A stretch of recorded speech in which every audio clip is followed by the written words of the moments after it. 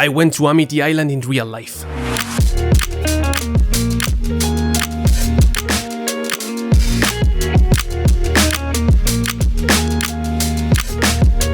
Hello everyone, today we're gonna take a dive and explore one of the most legendary locations in cinema history. If you're like me, you grew up watching this movie again and again. And if you're like me, you probably wished to visit the island where it was set, but couldn't because you were a poor bastard living on the other side of the planet. Okay, probably not. Well, the thing is, Martha's Vineyard, which is the real-life Amity Island, has planned a series of events to commemorate the 50 years of the movie. And since I now live in New Jersey, I said, why not go? You know, I wanted to make a more complicated and fun video, but you know how life is. You know, every time you try to make something your way, God comes along and slaps the fuck out of you. So here we are, giving you a brief walkthrough of what the experience was like visiting real-life Amity Island. Not only that, but I will tell you an awful, terrible experience I got. You know, I regret I'll probably hold on forever. Something terrible, awful happened. I mean, terrible. As soon as I tell you what it is, you're probably gonna feel sorry for me. But you're also gonna wanna slap me in the face, because I probably deserve it. Right, so first of all, has any one of you ever attempted to cross New York City on a Friday afternoon? I mean, yeah, the GPS will tell you still have 6 hours left, but in reality, you gotta add at least 4 more, because you're gonna be stuck in traffic for that long. So at first we tried, or we thought we were gonna get there at 4 p.m. Yeah, we got there at 8. No kidding. Thanks, New York. I love New York City. Right, so we went to sleep, and the next day, upon arriving, you're gonna realize very quickly that unless you have a lot of money to buy a ticket for your car, you know, you're gonna have to leave your car on land and jump on foot to one of these ferries that will take you to the island. Alright, so before continuing with the video, I'd like to thank today's sponsor. No, I'm kidding. I don't have a sponsor. But you should see the look on your face. Anyways, you know, the water was so beautiful. I wonder if our beloved Bruce swam past these same waters.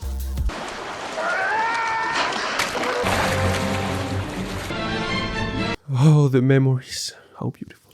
So after 45 minutes of travel, we finally arrived. You know, at this time I was very happy. You know, to be honest, I was kind of scared of getting there with no car, but this year, because it was the 50th anniversary of Jaws, the buses were completely free. You just jumped on a bus and rode along.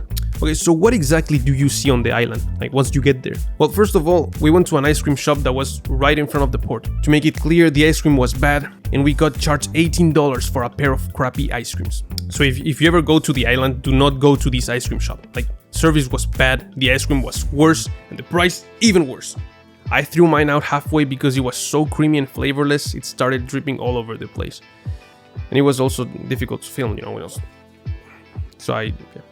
There are many towns in the island, but the main one, or at least the one we'll be focusing on today, was Edgartown. This was Amity in the movie. But before getting there, you pass by several interesting places. The first one being this flea market that we passed at first and came back later in the day. Pay attention to this detail particularly because it's very important. It has to do with the story I told you at the beginning. So we were heading to the famous Jaws Bridge. You know, you guys remember the scene in the movie where Brody tells his son and friends to take their little crappy boat to the pond for safety reasons? Yes, you know, the pond that turns out wasn't safe at all because the shark attacked and killed a guy right in front of the son he wanted to protect in the first place. Oh hell no! So that pond actually is a very touristic area, you know, even more so than the beach. In the movie, everyone was on the beach, and the pond was reserved for ponds for old ladies. The old ladies and the losers, I guess, you know, like Brody's son. But in real life, there is virtually no one on the beach and many people by the pond, you know, just jumping and goofing around.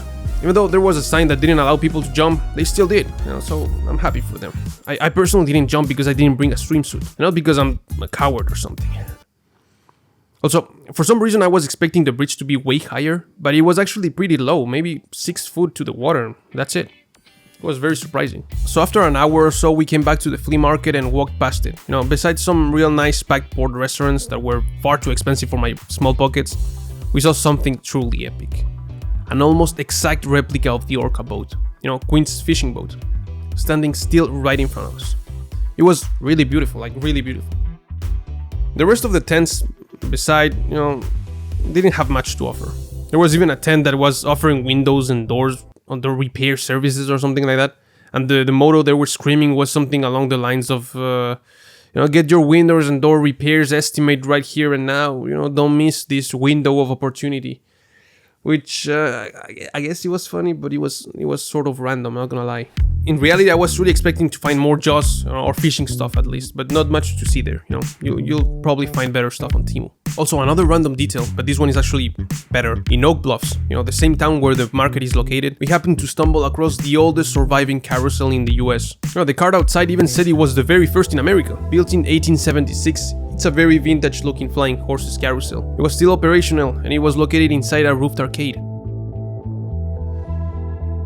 You know, pretty cool of a detail if you ask me. Right after that, we jumped to a bus and went straight to Edgartown, because we were running out of time and we only had like 2 hours left if we didn't want to get stranded on the island. You see, the last ferry picks you up at 9:30 p.m. and after that you're on your own. There's no buses, no ferries, nothing. You're just like on the dock, you know? And so you have an idea, the cheapest hotel you're gonna find on the island was like $700 a night.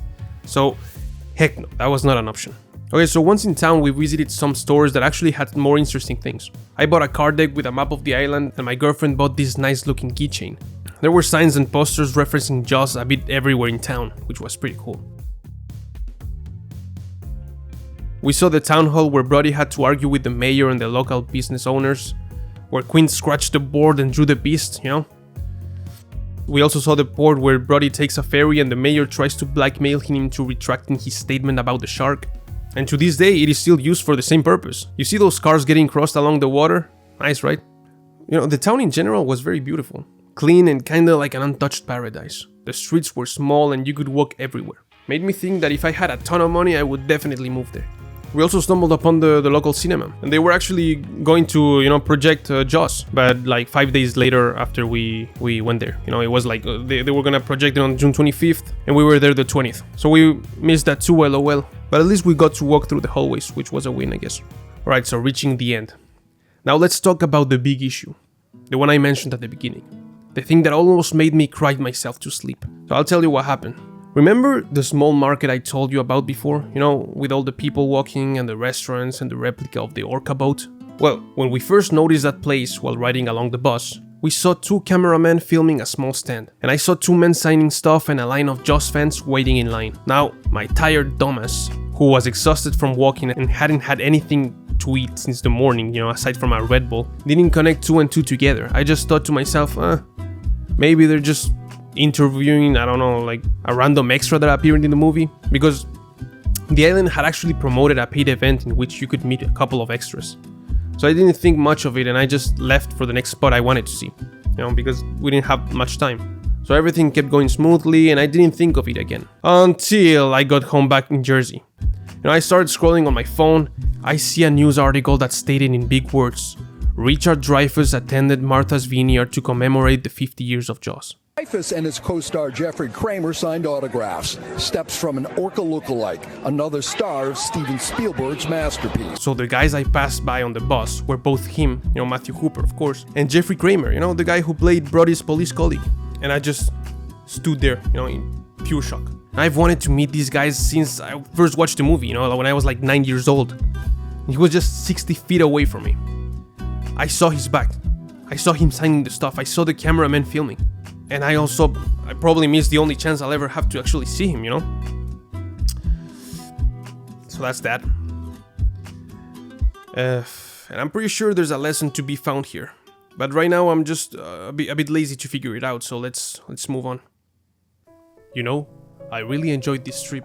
Jaws has been my favorite movie for as long as I can remember. It made me obsess over sharks, and also afraid of stepping into water. I remember the first time I watched it. I was like 9 years old. I went with my mother to a video store and saw the case of Jaws standing there. So I ran toward her and said, "Look, Mom, there's the movie about the shark."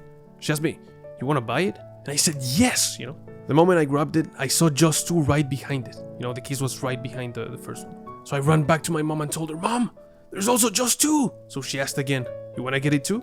"Yes." So I went back, took out the case and saw Jaws 3 behind it. So I grabbed it, and I saw Jaws 4 behind that too. So I took all 4 movies and I ran over to my mom, said, "Look, Mom, they've got 3 and 4. She looked at me, she smiled and asked, "You wanna grab all of them?" And I screamed, "Yeah." So she nodded, and I was so happy and grateful. I gave her a huge hug.